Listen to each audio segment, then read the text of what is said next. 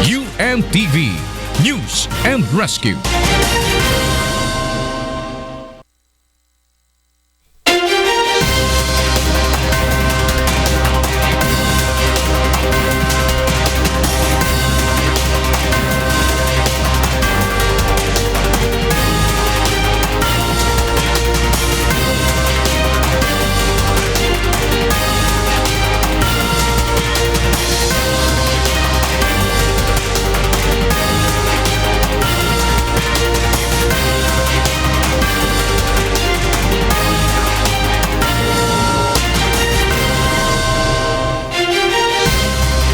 Good evening, Philippines and the world. Today is Thursday, July 21, 2016. Join us in the next hour as we deliver today's top stories around the globe. I'm Angelo, Castro III. We are here to give you carefully gathered stories, assuring you of accurate, truthful, and balanced newscasts. I'm Gerry, Alcantara. We are also seen in 1,360 satellite monitoring centers nationwide and via live streaming worldwide through www.untvweb.com. And this is Why News. Here are the headlines. Former President and Pampanga Representative Gloria Arroyo was released from Veterans Memorial Medical Center after 4 years of hospital arrest. The Supreme Court maintains that the Office of the Ombudsman failed to prove that Congresswoman Gloria Macapagal Arroyo amassed ill-gotten wealth from PCSO funds. Majority of Filipinos still lack interest in amending the Constitution. The Philippine National Police reiterates that the Special Action Force troopers' primary duty is to guard all high-profile inmates of the new Bilibid prison. And stranded Filipino workers in Saudi Arabia thank UNTV and await the arrival of Labor Secretary Silvestre Bello III. First in the news, former President and Pampanga Representative Gloria Macapagal Arroyo was finally released from her detention at Veterans Memorial Medical Center. Rosalie Cos will tell us why live. Yes, Rosalie. Good evening, Diego. Media personnel have been on standby for 2 days at the main gate of the Veterans Memorial Medical Center since the Supreme Court publicized its deliberation and acquittal from plunder case of former President and Pampanga Representative Gloria Macapagal Arroyo. But unfortunately, none was able to take the video first or get an interview right after her release. Armed with assault rifles, members of the Tactical Motorcycle Rider units of Quezon City Police District have been guarding the main gate of the Veterans Memorial Medical Center since this morning. In the afternoon, more policemen were deployed to secure the vicinity of the VMMC while waiting for the implementation of the decision of the Supreme Court to release Arroyo from her hospital arrest. Media personnel were also keen and vigilant to witness the release order and acquittal of CGMA from her case in connection with the alleged misuse of 366 million peso intelligence funds of Philippine Charity Sweepstakes Office or PCSO. Meanwhile, some supporters of Congresswoman Arroyo visited her hours before her supposed release. Ako bilang pangkalahatang Pangulong Pasang Masta ay upang dalawin ang ating dating Pangulong GMA, kumustahin ang kanyang katatayuan at maayos naman siya. Nalulungkot lamang ako sa meron na ring order of release pero natatagalan. The Arroyo camp also informed the media about two of CGMA's immediate plans of doing after her release from detention, and these are to visit her constituents in Pampanga and have her medical checkup. Ang gusto lang niya talagang gawin first item on her agenda is to work harder. Kasi yun nga, ang kanyang work noong siya is while under detention is constrained by the limits on her activities kasi nakakulong nga siya. The Arroyo camp also has this to say on the issue of a new charge that the Office of the Ombudsman is planning to file against the former president. Well, wag naman sana for political reasons, ano? Kasi so far wala naman nag-stick na case against the former president. Yung electoral sabotage, nag-grant siya ng bail because evidence of guilt is weak. Ito naman, sinabing no evidence. So para sa amin nagiging parang harassment tactics lang The First Division of Sandigan Bayan handling her plunder case immediately processed the minute resolution when the promulgated decision of the Supreme Court reached the Sandigan Bayan around 3 in the afternoon. And then the Sandigan Bayan Sheriff gave it to the Office of the Ombudsman, the Philippine National Police, the lawyers of the accused, and the Veterans Memorial Medical Center. Attorney Lawrence Arroyo, counsel of CGMA, said the former president is really happy and relieved because finally she's already released from her detention after 4 years. Diego? Thank you for that report. Rosalie Cos reporting live from Quezon City. The Supreme Court maintains that the Ombudsman failed to prove that former President Gloria Arroyo had accumulated ill-gotten wealth from the funds of Philippine Charity Sweepstakes Office or PCSO. Victor Cosare will tell us why. There was no evidence presented by the Ombudsman to prove that former President Gloria Arroyo accumulated ill-gotten wealth and benefited from the intelligence fund of the Philippine Charity Sweepstakes Office or PCSO. This is the explanation of the Supreme Court in its decision in dismissing Arroyo's plunder case. The High Court adds that there is also no evidence to prove that the 366 million peso PCSO fund was pocketed by Arroyo. Under the plunder law, a government official should have pocketed at least 50 million pesos to be convicted for plunder. The High Court also says that the Ombudsman also failed to allege and prove conspiracy between Arroyo and former PCSO officials. The court points out that Arroyo's approval of the fund releases is insufficient to prove that she conspired to commit plunder. In her dissenting opinion, however, Chief Justice Maria Lourdes Sereno insists that the Ombudsman has sufficient evidence to prove conspiracy. Sereno points out that the former president repeatedly approved the release of PCSO funds from 2008 to 2010. Sereno argues that as president, Arroyo has control over the intelligence funds and should have knowledge on the irregularities in its disbursement. For his part, Associate Justice Marvic Leonen says the Supreme Court should not have intervened with the Sandigan Bayan's dismissal of Arroyo's demurrer to evidence. Arroyo appealed to the High Court after the Sandigan Bayan denied her request to nullify her plunder case. Justice Leonen adds that Sandigan Bayan should have been allowed to proceed with the trial and let Arroyo present her defense. Victor Cosare, UNTV News and Rescue. Congresswoman Gloria Macapagal Arroyo is set to undergo an executive checkup at St. Luke's Medical Center tonight.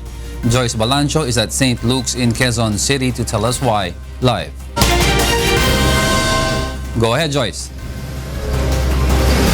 Yes, Diego, members of the media now await the arrival of former President and now Pampanga Representative Gloria Macapagal Arroyo here at St. Luke's in Quezon City. Her lawyer, Attorney Lawrence Arroyo, has confirmed that she is scheduled to undergo an executive checkup tonight. Though actually the former President can delay the checkup and have it tomorrow, her lawyers explain that this has long been overdue and that the doctors have to immediately check on her condition. Consistently, the camp of Congressman Arroyo has been saying that her continued detention at the Veterans Memorial Medical Center or VMMC has caused deterioration of her health. The Supreme Court granted Congresswoman Gloria Arroyo's liberty from detention for her plunder case because of insufficient evidence. What will happen next? Law expert in Far Eastern University Dean Antonio Abad says the former president can file compensation cases against the government, particularly the state prosecutors who handled her case in court, especially that Arroyo has been constantly saying that her continued hospital arrest at the Veterans Memorial Medical Center for more than 5 years has caused deterioration in her health. Arroyo's strongest argument is the Supreme Court decision released today, stating that state lawyers failed to prove her guilt beyond reasonable doubt. Arroyo has been accused of amassing illegal wealth from the intelligence funds of the Philippine Charity Sweepstakes Office or PCSO when she was still sitting as president of the country. Because we have a law, I think, to that effect, that if you have been jailed in a very injustifiable manner and you were acquitted later on, you have the right to compensation. As a matter of fact, hindi lang dapat sa compensation, dapat there should also be a complaint on damages for all persons who to a great extent tormented her. According to one of her legal counsels, Attorney Larry Gadon, they are still contemplating whether or not to file civil suit or compensation cases against the government. Ako yung talagang nagsasabi lang no na ma'am dapat mag-file kayo ng charges for compensation because it was mentioned in the United Nations ruling that she should be compensated for the illegal detention. So actually it was just my opinion. Gadon, however, said Congresswoman Arroyo has not yet given orders to her lawyers to file cases. Meanwhile, Abad supports the Supreme Court decision favoring Arroyo. So this requires deliberate intent to commit the crime.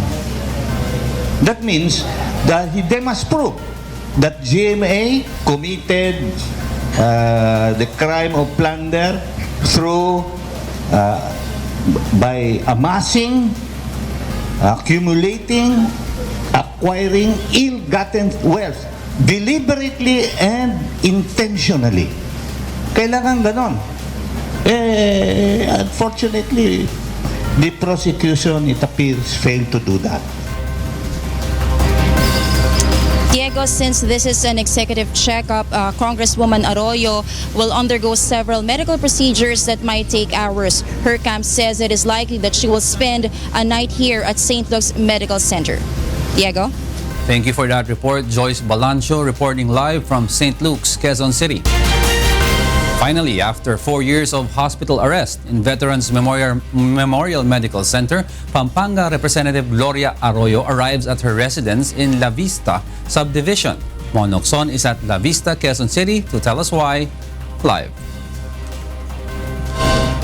Go, Mon. Yes, Jego, a few minutes before 7 in the evening, the convoy of Pampanga Representative Gloria Arroyo arrives here in La Vista Subdivision from the Veterans Memorial Medical Center. The trip from VMMC to La Vista Subdivision lasted for 30 minutes. The convoy has been slightly delayed in front of the gate of the subdivision for security check. Mrs. Arroyo did not open the window of his vehicle, but certainly she is now in her house inside the subdivision. The camp of Mrs. Arroyo have not yet announced any schedule as of the moment, aside from going to St. Luke's later for a medical checkup. Jego, the checkup is they just want to make sure if Mrs. Arroyo is fit to attend the State of the Nation address of President Rodrigo Duterte on Monday. And that's the latest here in La Vista Subdivision. Back to you. Thank you for that report. Mon Hoxon reporting live from La Vista, Quezon City. Former President Benigno Aquino III has issued a statement on the decision of the Supreme Court acquitting former President, now Pampanga Representative Gloria Macapagal Arroyo for charges of plunder. Aquino argues that Arroyo violated the PCSO charter by allowing the release of funds intended for charity of the agency for actions related to destabilization, terrorism, and other items related to security, as stated in the accomplishment report forwarded by then PCSO General Manager Rosario Uriarte and Mr. Benigno Aguas to the Commission on Audit. Aquino adds that the said accomplishment report was obviously made to justify the transferring of additional funds from the PCSO to the Office of the President, signed and approved by Mrs. Arroyo. Aquino also cited that a total of 244.5 million pesos was transferred to the Office of the President for activities outside the PCSO charter over the course of 3 years under the Arroyo administration.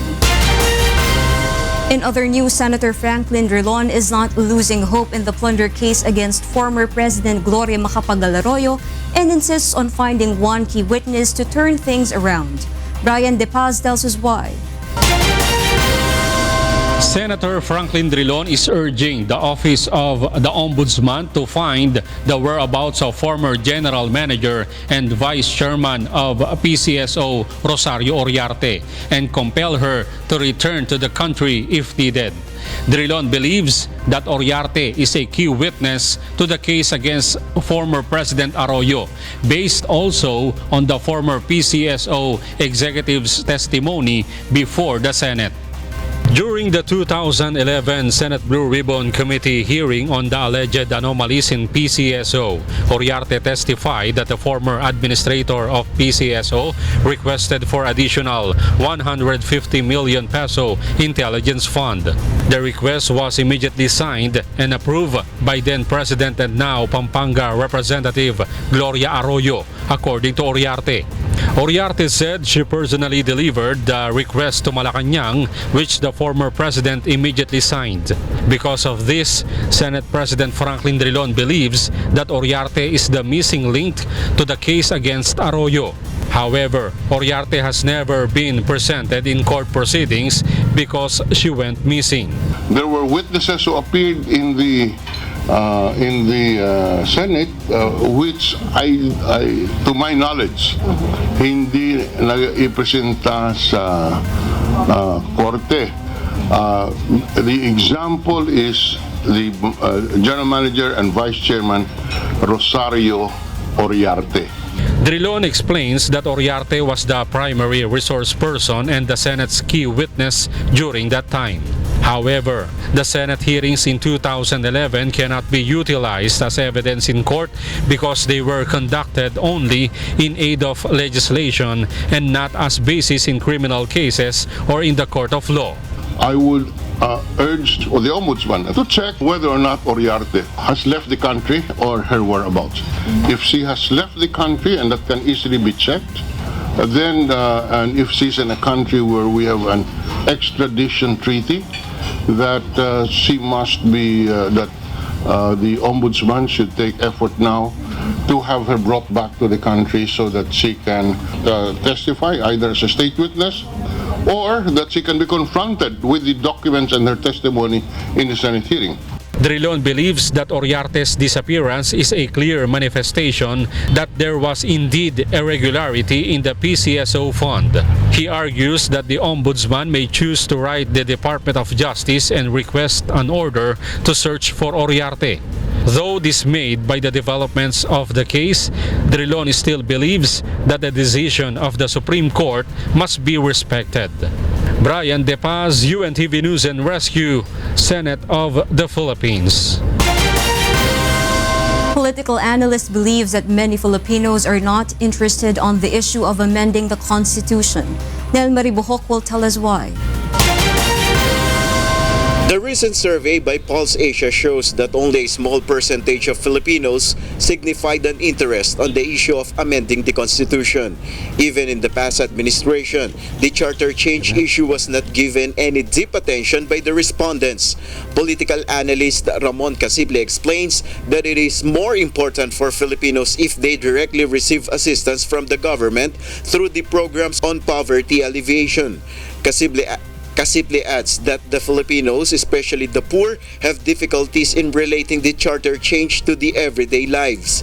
Bayan Muna Representative Carlos Zarate, on the other hand, says it would be better for the Duterte administration to have thorough analysis on the moves to amend the Constitution for the benefit of all, especially the poor. Ang gusto naming malaman, maliban sa form of government, ano ba yung lalamanin nito? Ito ba ay bubuwagin ba nito ang kasalukuyang sistema ng ating politika at ekonomiya na kinukontrola lamang ilang mga pamilya, ilang mga mayaman o the elite? Zarate adds that in the past administration, a large number of people showed little inclination on the charter change, thinking that it will only be used in personal interest by some. Sa economic provisions at extension ng terms ng mga nanunungkulan o nakaupong mga pangulo, no? So kaya siguro makikita yung personal interest kaya ayaw ng mga mamamayan. As of now, Malacanang is still studying the steps it will take and the details on as to how it will push the issue on amending the Constitution. Nel Maribuhok, UNTV News and Rescue, Malacanang. An election watchdog believes that even if the anti-political dynasty provision of the SK reform law is clearly worded, the poll body must still be cautious in implementing the said law. Victor Cosare will tell us why. Republic Act 10742, otherwise known as the Sangguniang Kabataan or SK Reform Law, was signed into law by former President Benigno Aquino III last January. Under the said law, those belonging to the age bracket of 15 to 30 years old can vote in the SK polls. Meanwhile, the age limit for those who can file their candidacies in the SK elections was raised to 18 to 24 years old. One of the highlights of the SK Reform Law is its anti-political dynasty provision. Section 10 of RA 10742 states that anyone related to an elected national official or a regional, provincial, or any elected official in their locality up to the second degree of consanguinity or affinity cannot run for office in the SK elections. The Group Legal Network for Truthful Elections or LENTE believes that this provision is implementable and its wordings are clear, so there is no room for other interpretations. However, the group stressed that COMELEC must continue to be on the lookout because some might still intentionally try to violate the regulation. On the other hand, the poll body pointed out that they will implement what is written in the law. Doon sa certificate of candidacy, may ilalagay doon na kung ikaw ay tatakbo, kailangan mong i-represent or iwaran na wala kang kamag-anak up to the second degree of consanguinity. The filing of certificates of candidacy for the October 31 barangay and SK elections is set on October 3 to 5. Also in line with the upcoming polls, COMELEC is again appealing to the public to register early and not wait for the deadline of the registration period, which is on July 30. Victor Cosare, UNTV News and Rescue, Quezon City. Y News will be right back.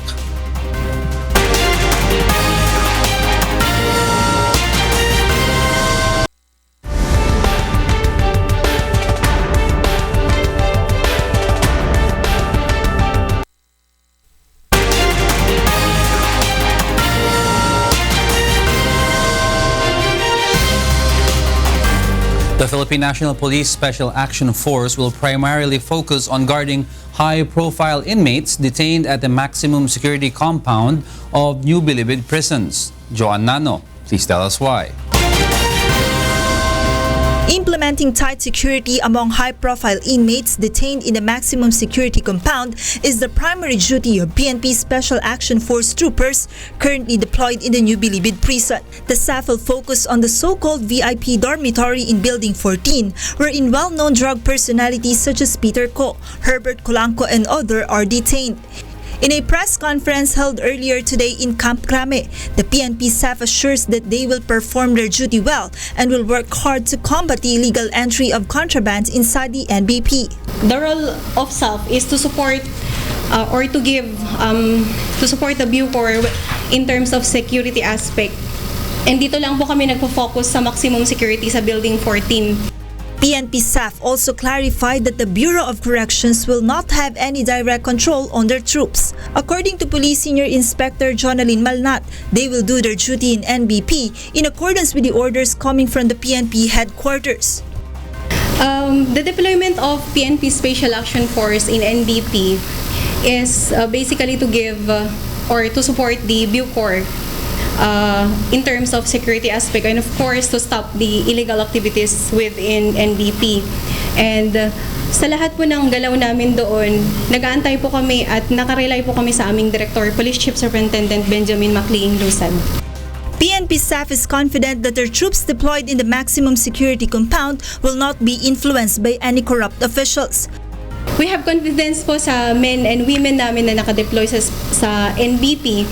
And we will remain po na we will function po professionally and a disciplined PNP personnel.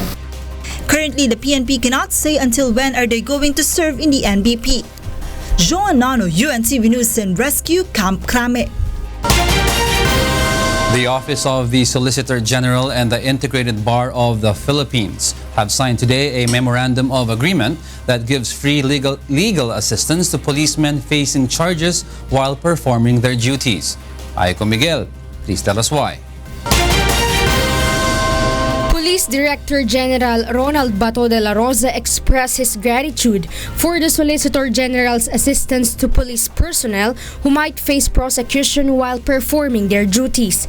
Solicitor General Jose Calida also signed the office order of the Organized Task Force PNP, which will guard and protect the rights of the policemen in the country. You are the solicitor. I am the general. So, together we are solicitor general. Okay. Acts like this would further embolden our police officers to continue our drive against drugs, criminality, and corruption.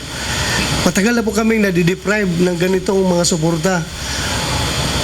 Sinasabi namin sa kapulisan, noon pa, buntot mo, hila mo. The Office of the Solicitor General and the Integrated Bar of the Philippines will grant free legal assistance to hundreds of policemen.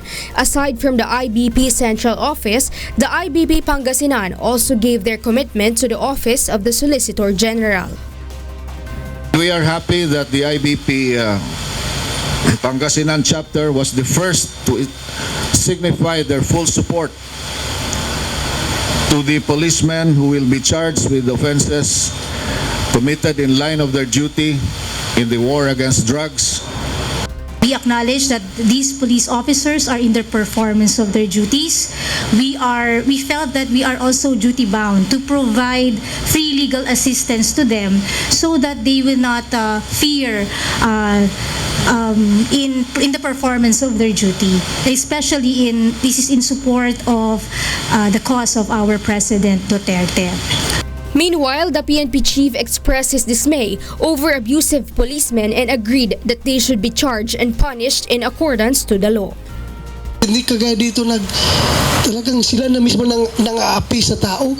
Inaapi na yung tao na mahirap na, kuhulihin na, walang kasalanan, kukutungan pa. Pagkatapos na kukuha ng pera, after next week or next month, tingin na lang, nagkakapira naman ito, babalikan naman, gagawing suki. That's how frustrated I am with what is happening. Nakakainis talaga, nakakagalit. Maraming ganyan na polis, hindi ka na magugulat. Aiko Miguel, UNTV News and Rescue Office of the Solicitor General. The Clark International Airport Management hopes that the government will help them on their efforts to expand their market by increasing its ability to serve higher number of passengers. Monokson will tell us why. The Department of Transportation has revived the idea of having a dual airport system to help solve the current problems hounding the Ninoy Aquino International Airport.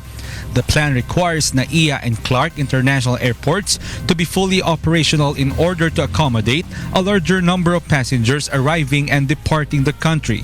Based on reports, departures from Luzon usually reach up to 6 million passengers, while Clark Airport has only more than 800,000. Meanwhile, a study conducted by Clark Airport Management reveals that NAIA could accommodate about 27 million passengers from southern Luzon and the National Capital Region, while Clark Airport can accommodate 23 million passengers from northern Luzon and central Luzon areas. But since flights at Clark are limited, almost all flights take place at NAIA. Last Monday, the capacity and capability of Clark International Airport was put to test when some of the flights at NAIA were diverted due to problems on runway 624. As a result, a number of flights were delayed and the airport was congested. Hence, the Clark Airport Management has concluded that they couldn't accommodate such large volume of passengers, plus the fact that there is not enough flight schedules yet at the airport. Hindi pa sanay ang Clark sa sunod-sunod na flights. Well-spaced pa ang flights kayo ng Clark. Naintindihan ko sila, sinasabi nila na walang market. Siyempre tinitingnan nila is yung negosyo nila. Pero kagaya naman ng lahat ng negosyo, kailangan may pagtataya dyan eh. Kailangan mag-risk ka dyan ng iti-test mo yung market. Still, they hope that the new administration will help improve the current state of the Clark Airport. Sana maisali lang yung development nung Clark. Kasi kasama sa solusyon yung pag-decongest ng NAIA eh. Again, Isipin nyo lang na kung may ibang flights na ma-redistribute sa Clark, na-decongest mo ang EDSA at saka ang NAIA. Once the proposed dual airport system is approved, the Department of Transportation is planning to put up a direct rail system that would run from Metro Manila to Clark to establish connectivity between the two airports and also to shorten the travel time for passengers coming from Manila to Clark. Mon Hokson, UNTV News and Rescue, Quezon City. The National Bureau of Investigation has created a fact-finding team that will investigate the involvement of Peter Lim in illegal drug operations in the country. The task force is headed by Director Juan Roel Bolivar. Peter Lim arrived at the NBI at around 1 o'clock p.m. today, accompanied by his lawyer, Attorney Ramon Esguerra. Director Ferdinand Lavin of the NBI said they will use in the investigation the accounts of the congressional hearing held 10 years ago, wherein Peter Lim was also invited to testify. He confirmed his participation in that congressional investigation. Senator Franklin Drilon clarifies that it is not necessary for Congress to pass a law on the rehabilitation of drug dependents. Ryan De Paz will tell us why. Thousands of drug dependents are surrendering themselves to authorities every day, promising that they would change their way of life. And since their number has become larger, the government is now lacking of rehabilitation centers. That's why some of them are sent to rehabilitation at their respective barangays. According to presidential spokesman Ernesto Abella, the government is planning to put up rehabilitation centers for them. Senate President Drilon believes that there is no need to pass a law on rehabilitation of drug dependents. Instead, the government should allot a budget for the construction of drug rehabilitation facilities. Establishment of more rehabilitation centers is an obvious solution. No need for legislation para sa establishment ng mga additional... No, that's just a budgetary item. There are existing very few public rehabilitation centers. Meanwhile, Senator Cynthia Villar was pleased that the Technical Education and Skills Development Authority has opened its training centers to drug dependents who wish to make a fresh start. She promised to pursue the accreditation of TESDA among farm schools so that drug dependents will also be given agricultural training. One way of making use of our farm school na pinopromote namin is for them to accept yung mga rehabilitation and drug dependents. Farming is therapy also for those who have emotional problems. Brian De Paz, UNTV News and Rescue, Senate of the Philippines. The Bureau of Fisheries and Aquatic Resources is offering free training to fishermen who want to venture into aquaculture. Bernard Dadis will tell us why. The Bureau of Fisheries and Aquatic Resources is strengthening the country's aquaculture system to contribute to the government's food security target. Before Region 4A Director Lilian Garcia says, aquaculture can be a source of fish and other seafoods, particularly since coastal fishing in the country is facing various challenges. Malaki ang contribution nito sa food security kasi nagpo-provide siya ng mga food sa ating mga tao. So lalong-lalo na kasi ngayon yung ating coastal fisheries under pressure siya because of illegal fishing and climate change. At present, BIFAR is conducting free training in aquaculture. The agency is also distributing fingerlings such as tilapia, milkfish, and shrimp to fishermen who want to venture in fish farming. For her part, Senator Cynthia Villar says there is a need to focus on the country's sustainable aquaculture development to strengthen the fish farming industry. Farmers should also be trained in modern fishing technology in order to improve the country's food production. Aquaculture is very important in the Philippines. So kasi 20 years ago, ang production natin ng fish, 70% coming from the ocean, 30% from aqua. Now it's 50-50. Meanwhile, VFAR is also encouraging fishermen to register so they can avail of the benefits from government programs. Bernard Dalis, UNTV News and Rescue.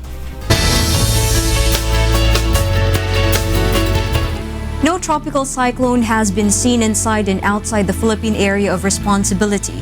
The Philippine Atmospheric, Geophysical and Astronomical Services Administration or PAG-ASA says the whole country will have partly cloudy to cloudy skies with isolated rain showers and thunderstorms. The ridge of high pressure area is extending over Luzon and it may cause warmer temperatures. Metro Manila has recorded 33.8 degrees Celsius of maximum temperature today. Y News will be right back.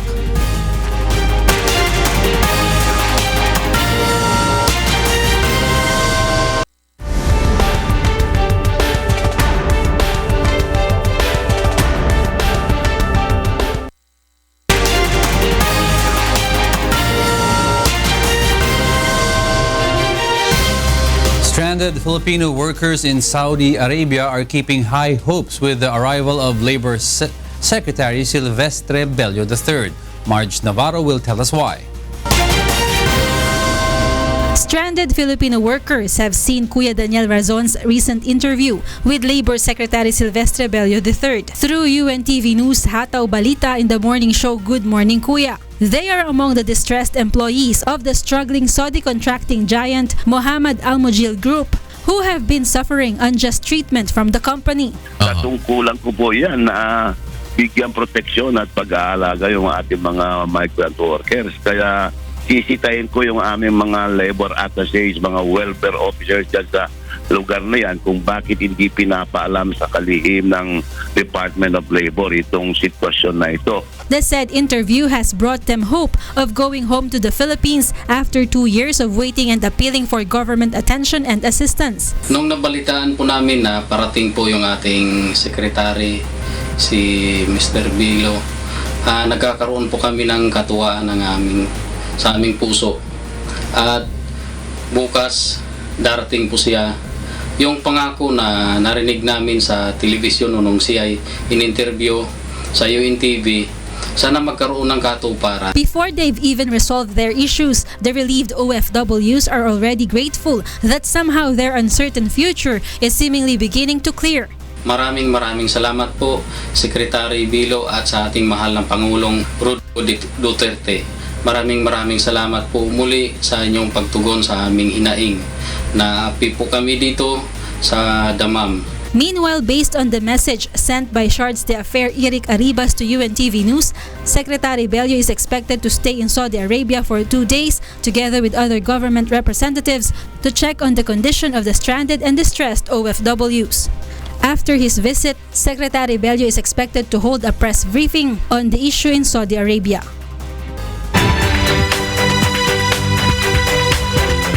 Armenian police says 136 demonstrators were arrested in the country's capital of Yerevan. Meanwhile, former Malaysian Prime Minister Mahathir Mohamad calls for the removal of current Prime Minister Najib Razak. Marge Navarro is back to tell us why.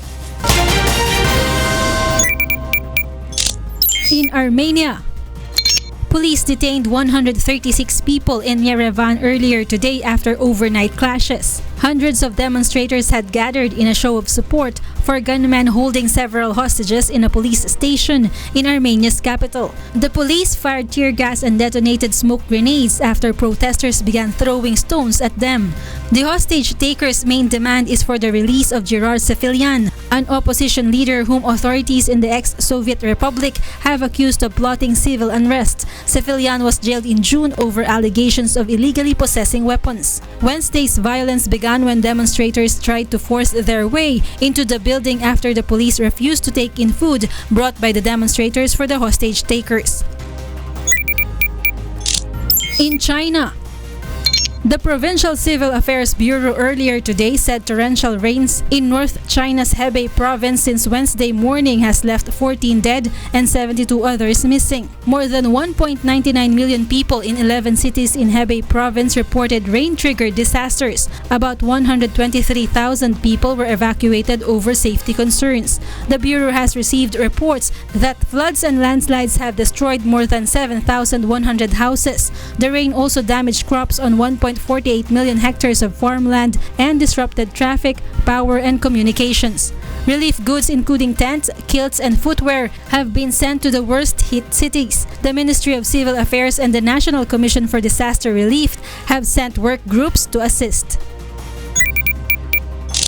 And in Malaysia, former Malaysian Prime Minister Mahathir Mohamad called on earlier today for the removal of current Prime Minister Najib Razak after U.S. prosecutors filed lawsuits linked to state-owned Fund 1 Malaysia Development Berhad or 1MDB. U.S. prosecutors are trying to seize more than $1 billion in assets they said were tied to money stolen from the Malaysian State Fund overseen by the Prime Minister and used to finance the Wolf of Wall Street film and to buy property and works of art. Civil lawsuits filed in federal court yesterday did not name Malaysian Premier Najib Razak, referring instead to Malaysian official 1. Some of the allegations against this official are the same as those in a Malaysian investigation over a $681 million transfer to his personal bank account. A source familiar with the investigation confirmed that Malaysian official 1 is Najib. Marge Navarro, UNTV News and Rescue. Coinciding with the celebration of the National Hepatitis Day, doctors push for an intensified campaign against hepatitis. Yoshiko Sata will tell us why.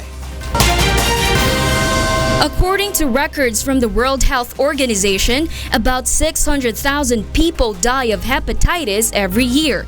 This is why the Manila Medical Center has launched a more intensive campaign against hepatitis concurrent with the celebration of the National Hepatitis Day. Ang Pilipinas po ay isa sa pinaka-endemic area, highly endemic area in Asia. 1 out of 8 Filipinos po is merong hepatitis B infection.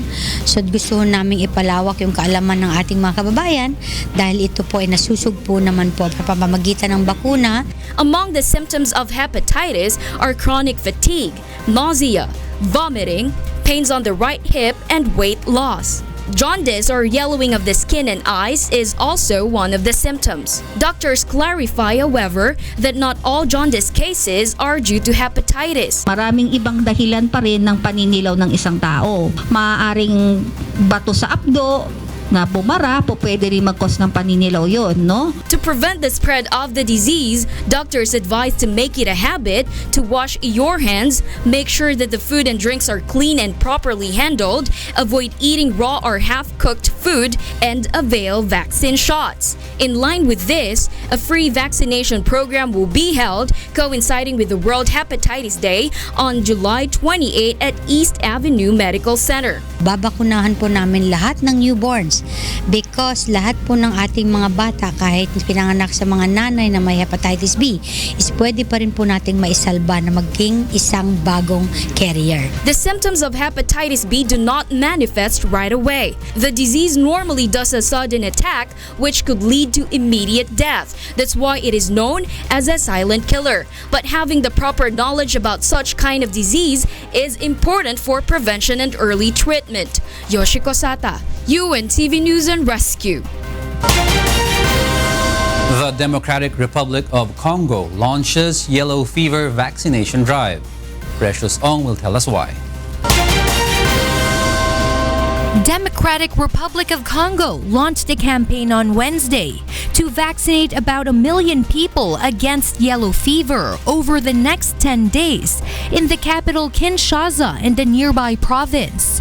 A wider campaign to vaccinate more than 10 million people in the city and along the border with Angola will have to wait at least 2 more weeks, however, due to shortages of vaccine and syringes.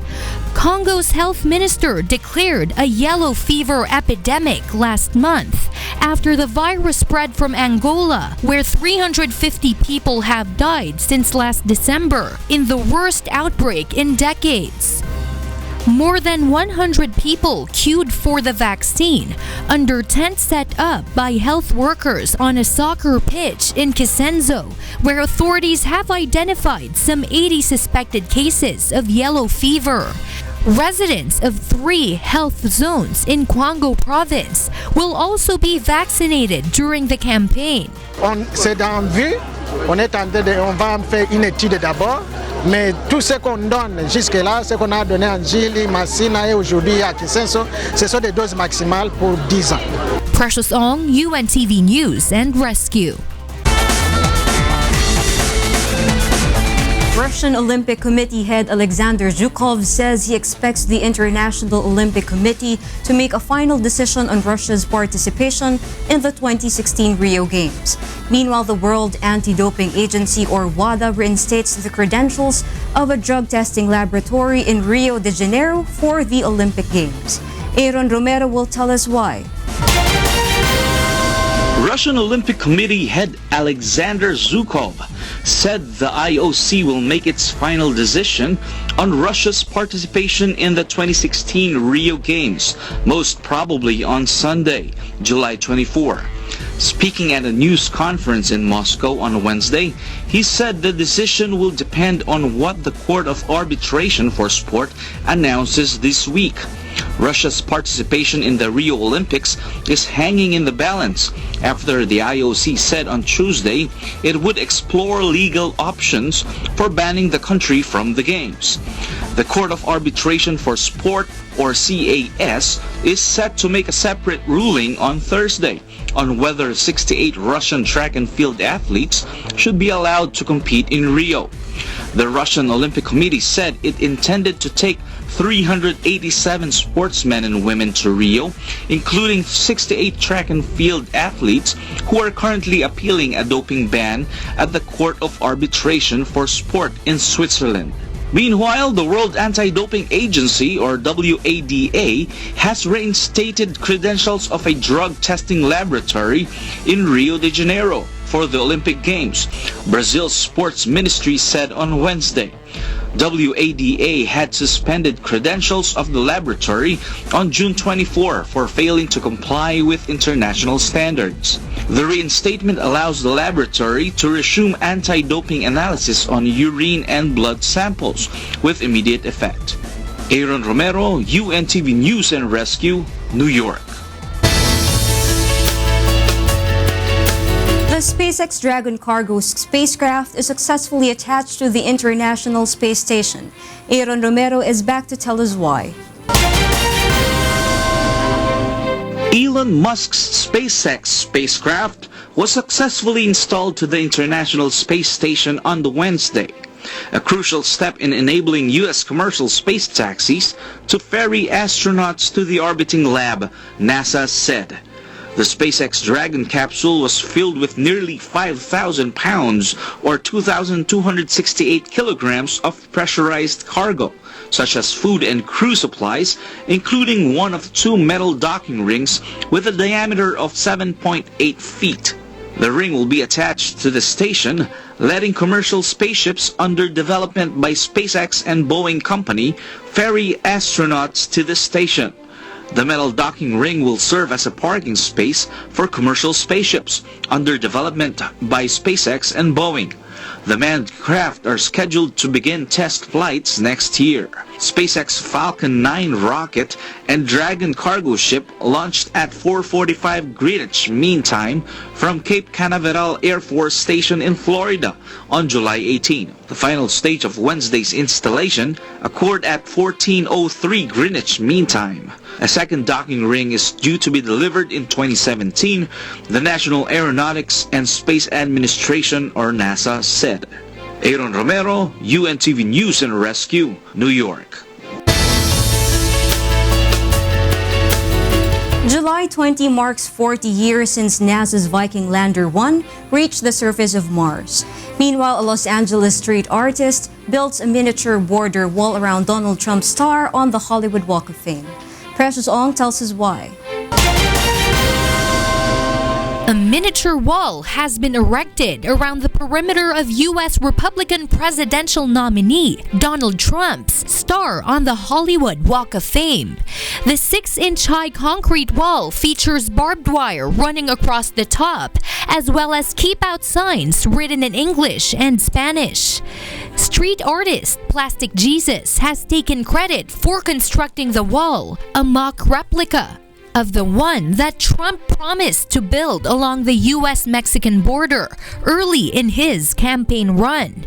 Trump's pledge to build the wall has been a much-touted highlight of a platform targeting illegal immigration in the United States that helped make him the Republican nominee for the November 8 election.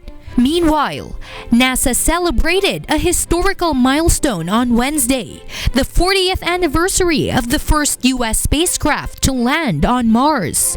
On July 20, 1976, NASA successfully reached the Martian surface with their Viking Lander 1. The Viking project, comprised of 2 separate spacecrafts, together took more than 65,000 images of the planet, overwhelming amounts of data. The primary goal of the Viking mission was to search for evidence of life on Mars. While none was found, the mission did give scientists analysis of chemical activities in the Martian soil, atmospheric measurements, meteorology studies, and a detailed map of the red planet's surface. The 2 Viking crafts were designed to work for 90 days, but ended up functioning for 6.5 years. Precious Ong, UNTV News and Rescue. Actor and TV host William Thio is overwhelmed by the launch of his advocacy film, which is also set to be shown in schools this year. Yoshiko Sata will tell us why. Actor and TV host William Thio was all smiles when he faced the media to announce a milestone in his career. William has come back to do the advocacy film entitled Barkong Papel, a story of 2 overseas Filipino workers who follow their dreams through proper channels while unfazed by poverty. It's a very realistic advocacy film. I think watching this movie, makikita natin lahat ng emosyon ng isang tao na pwedeng ma-exhibit sa isang pelikula. William is also ecstatic that the Department of Education has recommended his film to be shown in schools. He prefers working on such projects since it fits with his job as a news anchor.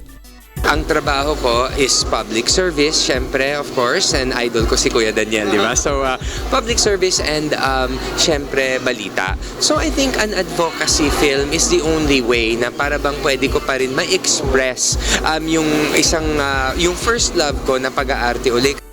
Joining him are actress-singer Mystica and indie artists JC Lazaro and Mara Alberto. Ito, less violence. May konting comedy, para naman hindi sila ma-bored. Konting actions. Mas malalim po yung aral na matututunan mo dito kasi very common siya. Barkong Papel will be initially shown in schools in Metro Manila, particularly in Las Piñas. Yoshiko Sata, UNTV News and Rescue. Those are the reasons behind the news, July 21, 2016. I'm Angelo Castro III. Reasons we delivered to you as they unfold. I'm Gerry Alcantara. Because we need to know, we will always ask why. Thank you for watching Why News.